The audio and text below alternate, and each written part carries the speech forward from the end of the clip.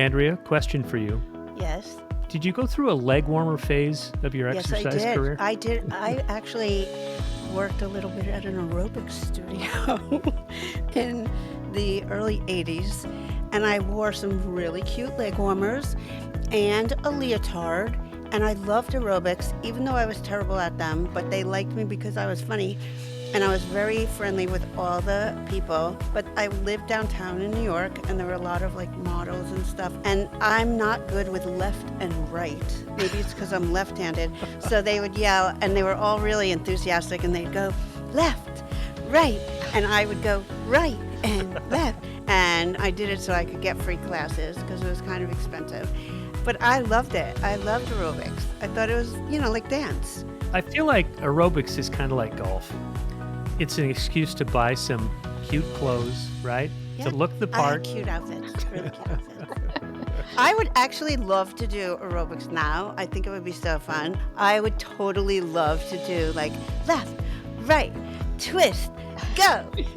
Like, I would just have so much fun. Because you always think it's good for you. Nobody ever thinks exercise is bad for you. You've never been told exercise is bad. This is Fat Science, a podcast dedicated to the science of why we get fat. No diets, no agendas, just science that makes you feel better. This podcast is for informational purposes only and is not intended to replace professional medical advice. I'm Dr. Emily Cooper. I've been treating patients with metabolic issues for over 25 years. I'm on a mission to raise awareness about metabolic dysfunction and why diets don't work. Hi, I'm Andrea Taylor. I've been fat, very fat, chubby, morbidly obese, and done almost every diet ever invented. They all worked until they didn't. I've known Dr. Cooper forever, but when I became her patient and we learned metabolism was the real problem, wow, everything changed, and I've never been healthier. And I'm Mark Wright. It's time for Fat Science. Wait, does this podcast make me look fat?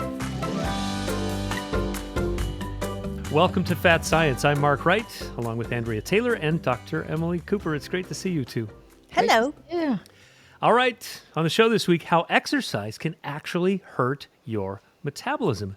Dr. Cooper, on the face of it, this sounds inflammatory. It sounds like we're just trying to clickbait people into listening to this podcast. But we're not. No. Explain how, we all think, right, Andrea, that exercise is good, period, end of story. I know. Hearing that exercise could be bad for you, I'm like, ooh, tell me more.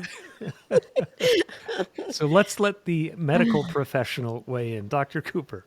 Well, it's like everything. You have to look at what the context of something is. So when we hear exercise, we think, great, good, always good. But that's not always the case because it really depends on the context. And when we talk about context, we're talking about what kind of condition is the person in when they approach that exercise session. What type of exercise is it? What kind of intensity level is it? How long is it? How well was it fueled? There's just so many aspects of it that would determine whether or not it's really helping you or potentially hurting you. Wow. So we should probably break down the two biggest terms we always hear when it comes to exercise is aerobic and anaerobic. And I'd love for you to break those down. I don't know that I have a full understanding of either of those terms.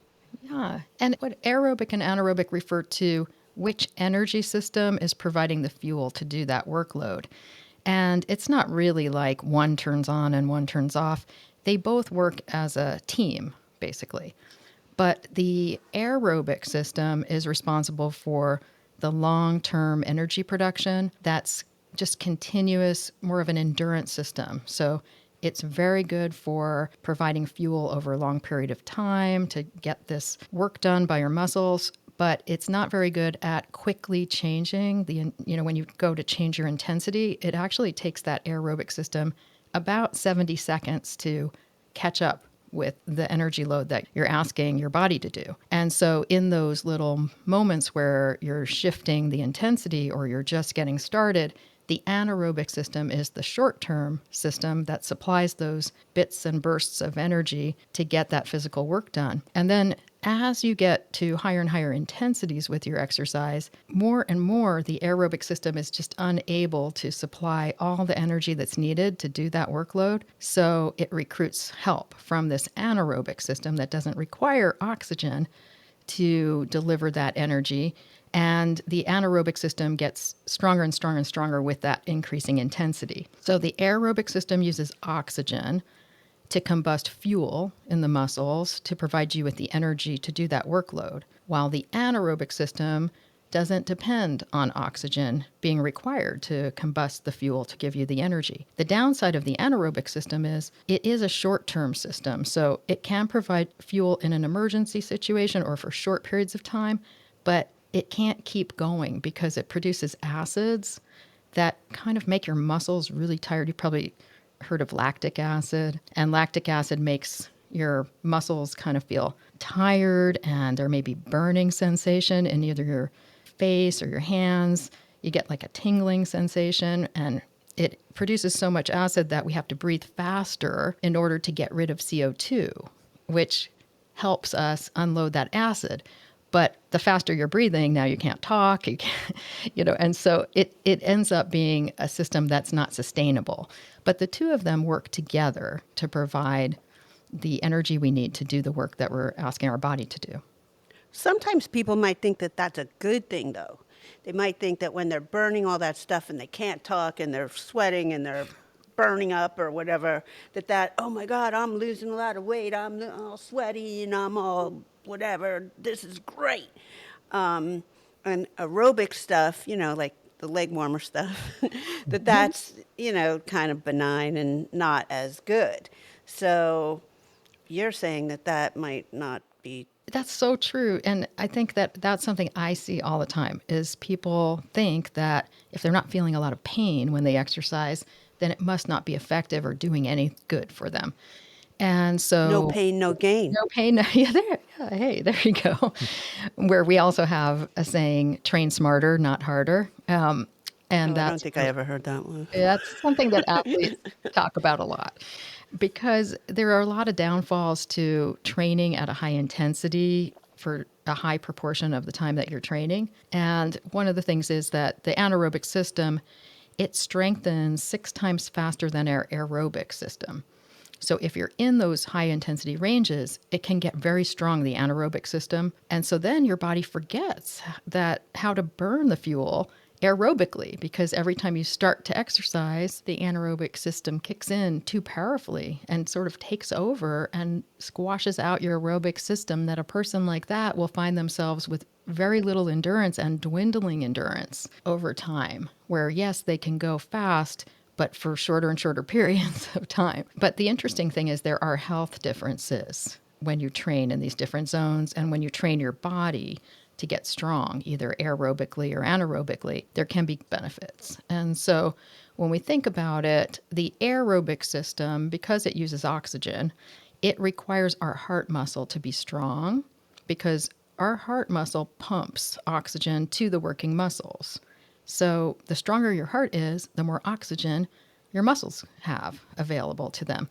And so that is actually called the VO2 max, which is the maximum capacity of the muscles to burn fuel with exercise using oxygen. And so that's largely dependent on your heart muscle strength.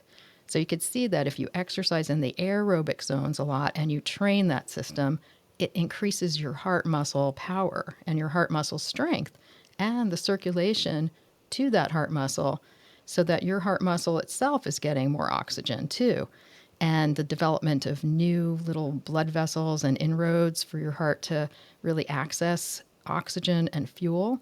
And so, of course, that's very protective in the long term. Whereas if you're focusing mostly on the anaerobic system, it doesn't really have the same impact on your heart. It stresses the system more, and it also can lead to increases in blood pressure and increases in cardiovascular risk, increases in metabolic risk, such as metabolic syndrome and aspects of that, if you spend too much time in the anaerobic zones and too little time in the aerobic. There is a difference between these two, where if you're in the aerobic, your blood vessels are more relaxed, your blood pressure goes down, it's better for your cholesterol, it's better for your insulin sensitivity.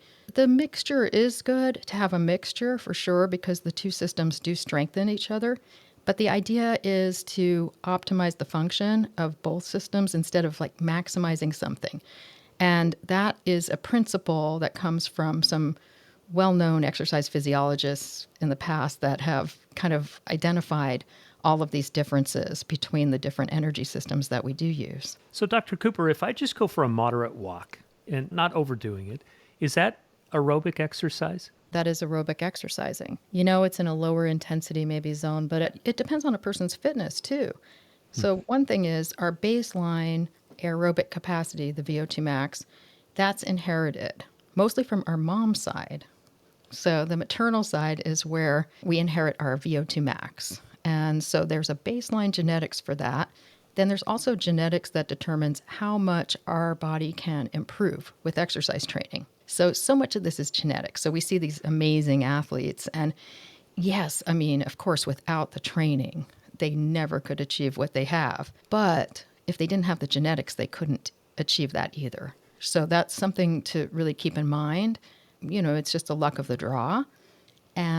But once you do have the genetics for at least an average baseline aerobic capacity, if you train, you can improve it usually to some degree over time. And so it can become stronger and stronger. So the more fit you are, the higher the intensity you would have to do to keep improving. So while a walk that you may be doing might be initially good enough to stay in those aerobic zones, after you've trained enough to improve your fitness, it might not be enough. You might have to wear a backpack or find a hill to get up into a little bit higher effort. But there is something called the ratings of perceived exertion. So we don't really need like fancy tests necessarily to figure out what these training zones should be, because that ratings of perceived exertion is pretty accurate. And if you think about that, if you're at a level where it feels fairly light or somewhat hard, that's usually the aerobic zones. If you're at a level that feels hard, very hard, maximal, that's going to be anaerobic. Again, there's nothing wrong with going into those zones, but thinking of it more as like a little interval excursion, not where you spend most of your time. So let's just say you're interested in burning fat, because maybe some people are. What kind of exercise would you want to do? The aerobic kind, which sounds like it's more of a way longer term commitment, or the anaerobic kind, which sounds like, oh, that's a short burst of something. Well, the funny thing is when we exercise, we're burning fat or carbohydrates, but it's not body fat typically, unless you're out there doing really long bike rides or really long mountaineering. What do you mean by Or, long? well, out for hours, for Oh, hours I don't riding like that. or mountaineering or long day hikes or trail running, things like that where you start tapping into some of the adipose fat stores. But normally for normal workouts, even though the aerobic zones, that is where we do burn fat because, again, fat burns with oxygen. So Right. fat does not burn in the anaerobic side of things. On the anaerobic side, we can only burn carbohydrates. But the fat burning that we do in the aerobic zones is actually fat that's stored in our muscles to use as a fuel. It's called intramuscular triglycerides. And that's what we break down and convert that to energy. But it is burning fat, but it's a storage of fat in the muscles purposefully for fuel. And so that is not the same as our body fat, adipose fat. And as you always say, if you're not well fueled before the workout, that's not a good thing either. That's everything. I mean, I can't stress that enough. There is no healthy exercise without it being fueled. It doesn't matter what you're doing. It's not healthy. It is just not healthy if you're not supporting your body with appropriate fueling. Because then what are you doing? You're just, you're going out there spending energy that you don't have, and your body's going to have to take the brunt of that afterwards and try to repair. But in that repair process, it's going to break down, and you're not going to benefit from the fitness aspect. And health-wise, it's really detrimental to the immune system, the stress hormones, and metabolically, it just can slow your metabolism down tremendously if you continue to do that. Because I see so many people that I know, no names, but so many people who they go out for a run, they go out for a walk, they go out for a hike first thing in the morning or even later in the day, And they're like, no, I don't eat until later. I don't like to do that. I'll bring water and stuff like that, but I don't eat because then I'll burn more. And I'm like, I don't think that's how it works. No. But that's what so many people do because they really feel that that's the way to go. And I know from all of our talks, that is bad thing, bad thing. Yeah, it is. And it's not, you can force your body to burn the fuel while you're exercising because it's trying to get that work done. But at the same time, it does create a false ceiling.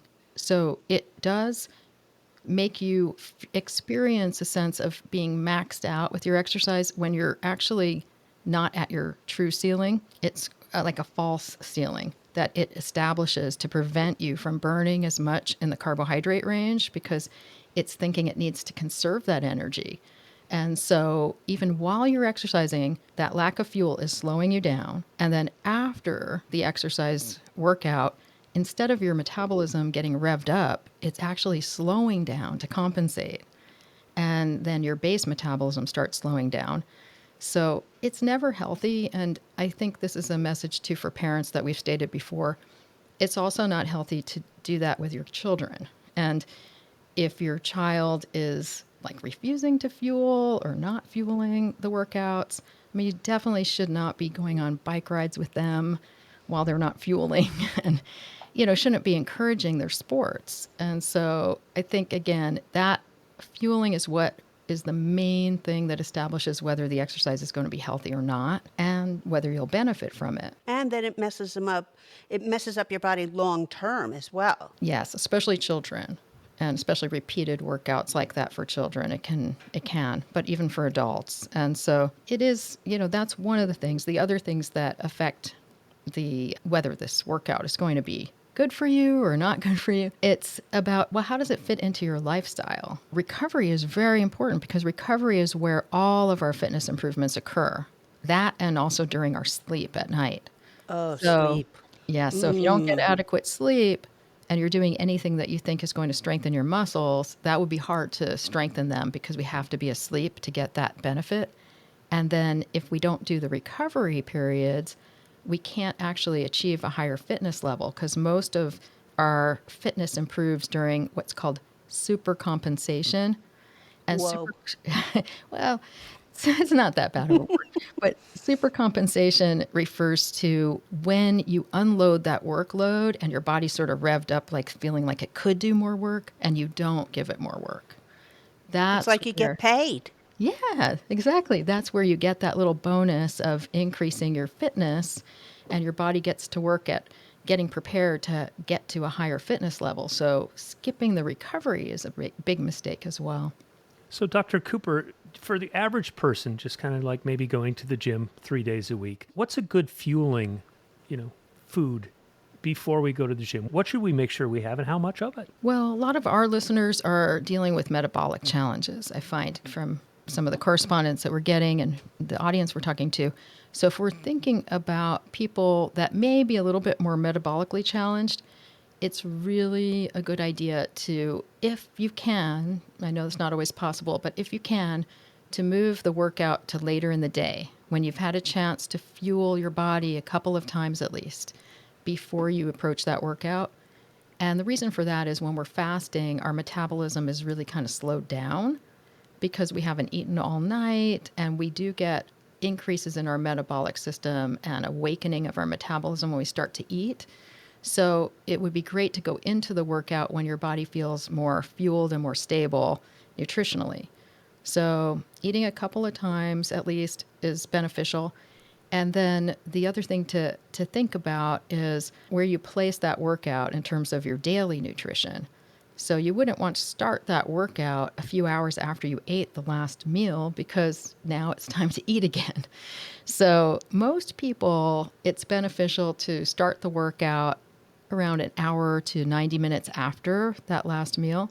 If you're a person that thinks that you might have a low blood sugar problem after you eat, where your blood sugar feels like it's dipping after you eat and you get really tired, it's better to delay the workout to the 90-minute mark instead of the 60 before you start to do the workout. But then depending on the duration of that workout, you may not need to fuel it. Like during the workout, you might not need anything other than hydration. But if it's an hour or longer, that workout, it is a good idea to consume a sports drink or some kind of a gel, something during the workout that gives you a little bit more carbohydrates while you're exercising. And then after the workout, a good thing to do is if it was a long workout, say it was an hour and a half, then you'd want to have a snack right away, if you can, to retank up your muscle stores and to calm down stress hormones.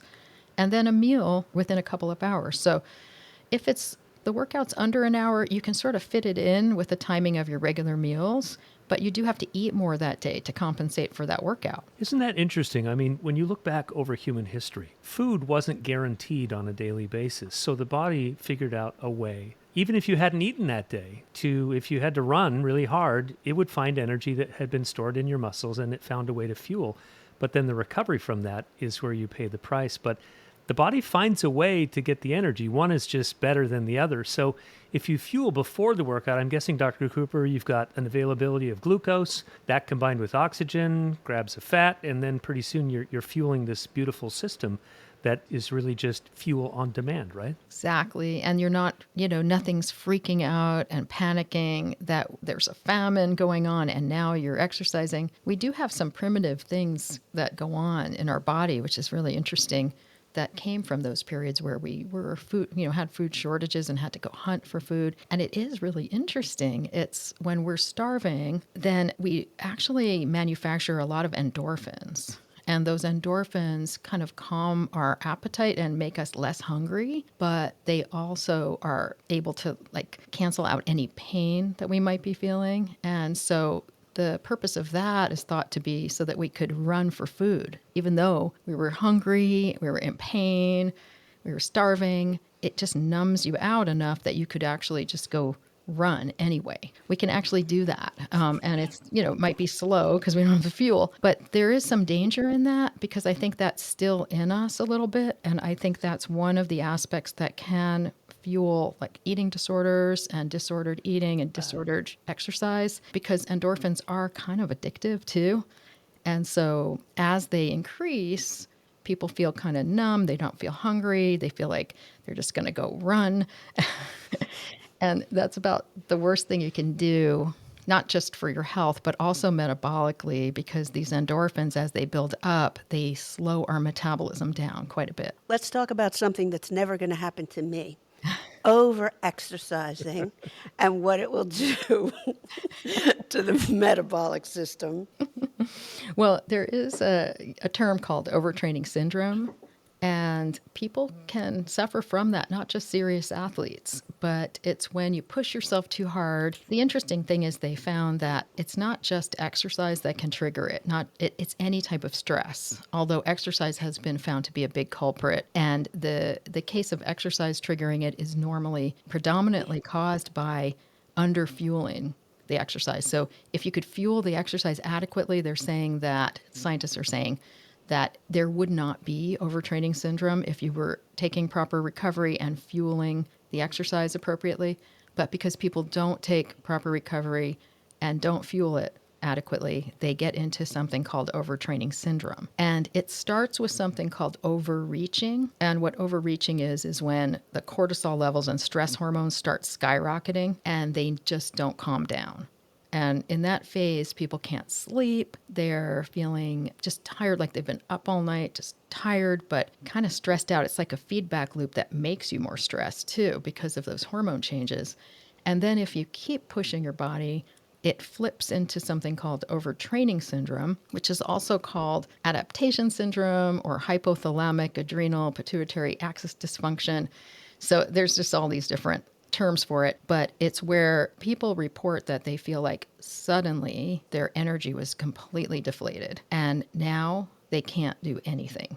Like they are so exhausted and it's very hard to come back from that. And what that is a collapse of that stress adaptation system so that now when stress is applied, instead of responding to it, we can't adapt to that stress and we just become extremely exhausted. It just crashes and bottoms out. And that one is really hard to come back from. But the interesting thing is the metabolic system is very involved in that because as that collapses, it represents a collapse of part of the metabolic pathway in our brain, which is responsible for producing some of the most critical hormones to maintain our weight and our metabolic rate and our appetite and everything. And so that would be a real bad thing to happen if it does, because it takes not always just months, but sometimes years to recover from that. So what I'm hearing, Dr. Cooper, is that if you overtrain, your metabolism will probably start to slow down. Is that right? That's right. If you overtrain, your metabolism will slow down, and it's different for different people what that looks like. For some men, it looks like muscle loss, low testosterone, and it doesn't always look like abnormal weight gain because men tend to first lose a lot of muscle in that process. And for women, it most often looks like unexplained weight gain, kind of accumulation of abnormal amount of body fat and muscle loss combined. And again, the energy levels start to really go down. Once people can feel things beyond the endorphins that are numbing them out, they realize that they are pretty tired. Is that what happens to a lot of the little gymnasts? I bet that's what has happened to some of them that just stop. Well, a lot of competitive athletes, do go through a lot of this. And so that's different than like the everyday person that we're talking about. But in competitive athletics, there's just an awful lot of Overtraining. yes, and underfueling, which is Yeah. surprising because the fueling really improves performance, but there's like such a focus on body image and Right.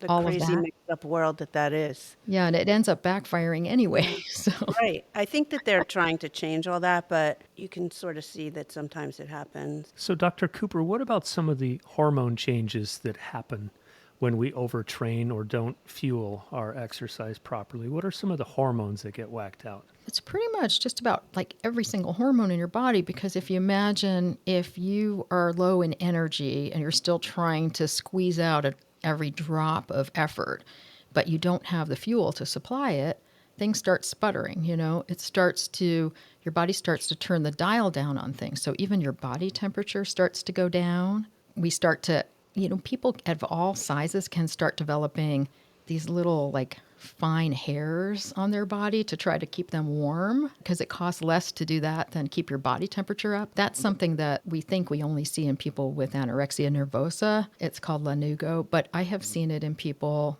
of all sizes when there's been this extreme discrepancy between fueling and exercise. And those changes happen, and then our heart rate slows down abnormally because of the slowing of our metabolic pathway to conserve energy. And the other things that happen are our reproductive hormones, which, of course, our body, if we're going to reproduce, we'd have to support, females at least, will have to support a child, developing a fetus. And so our body, if it doesn't have enough energy to support itself, is going to start slowing down the function of ovulation and is trying to hold that back and alter those hormones for people that are premenopausal. And in men, the same thing occurs with testosterone, because testosterone gives men energy. And so by conserving testosterone and lowering it, the body can achieve more fatigue so that the person will stop trying to do so much and will feel like all they can do is lay around. So by lowering that testosterone, it kind of helps slow the metabolism more and decrease the incentive to go out and spend all kinds of energy. So it affects all of those. And as I said, with the cortisol, initially it goes way up, which is a stress hormone, but then it can crash, which makes you feel exhausted. So you either feel all amped up and anxious and insomnia, or you feel exhausted. Growth hormone is another one that can crash as well. Growth hormone is beneficial for muscle recovery and everything. And so all of these hormones are affected. Insulin can be affected as well. So our insulin levels with overtraining can go either direction. Sometimes they'll go up and sometimes they'll become abnormally low and suppressed. And I think in that case, that interferes with the body's sense of being nourished when that happens. And so again, it further slows the metabolism. There's just so many aspects. I probably left out a lot of hormones. Leptin is a huge one that suppresses with this kind of thing. Leptin is a very beneficial hormone from the body fat that helps reassure the body that we weigh enough. But with all of this happening, we get a suppression of leptin, which then creates a perception of being underweight, whether you are or you're not. And so that further slows metabolism. Wow, this Ghrelin, is ghrelin goes up. interesting. Yeah, All of that's the these hunger things. hormone, right? If you think about it, anything your body, it's very logical. Anything your body would need to do to help correct that energy imbalance, hormonally, that's what it does. So it cuts down on things that spend energy and it increases the things that help slow your metabolism. Wow, this has been so interesting how exercise can actually hurt your metabolism. Dr. Cooper, what's your big takeaway when it comes to this topic? Well, of course, if people are really off track with their fueling, I always say, learn to fuel your daily activity before you introduce the exercise. Just start getting on a path where you're fueling your daily activity adequately, then start thinking about exercise. And as you add it in, add more fuel to support that exercise. And then think about recovery and think about small steps of building your fitness that are methodical so that you're thinking, okay, I'm not going to exercise 6 days in a row and then be exhausted, or exercise super hard for half an hour and come home and lay on the couch because I'm so tired. It's more weaving it into your life so that it helps increase your overall energy levels and you allow appropriate rest periods depending on all the other stresses in your life. Appropriate rest may be 2 days a week. It may be 3 days a week of rest. It may be every third week you take a half of the amount of exercise that you normally do, or every fourth week. It kind of depends on what else are you doing? What's your job? How many other hours of stress are you spending each day, just to kind of maintain a balance. Andrea, what about you? What's your takeaway? Slow and steady wins the race. I knew you'd come up with something catchy. It just is like, you have to think of it almost like a rubber band. It's like you can't just have one little part that is really strong. You have to have all the parts or else it breaks. Just keep everything steady. And as Dr. Cooper says, always make sure that there's fuel for all the parts, because it's really key. And I think that that's the part that a lot of people don't think about. They're always thinking about losing weight, losing things, instead of making sure that you're healthy throughout. That makes sense. Mm-hmm. And for those of us with metabolic syndrome, I think it might have been Dr. Cooper, when I first started seeing you, I don't think you told me to exercise for the first 2 years of treatment because my metabolism was so broken, that the exercise would have triggered an adverse effect. I mean, exercise has such a profound impact. And I guess for me, the takeaway is just like everything else, that more isn't better when it comes to exercise. Balance is better, just like everything in life. Yeah. Good sleep, good fueling, sensible exercise, and listen to your body. If you're fatigued, there's a reason for that, and you should figure out why that is. Don't just power through and think, oh, I just need to do more. Exactly. But that word balance, I think, just keeps coming back for me. So this has been super fun. Thanks for another edition, you two, of Fat Science. No diets, no agendas, just science that makes you feel better. I'm Mark Wright. Thanks for listening to Fat Science with Dr. Emily Cooper. New episodes drop every Monday. If you've enjoyed the conversation, subscribe, rate, and review this podcast. This production is for informational purposes only and is not intended to replace professional medical advice. Join us next week for another episode dedicated to the science of why we get fat. No diets, no agendas, just science that makes you feel better.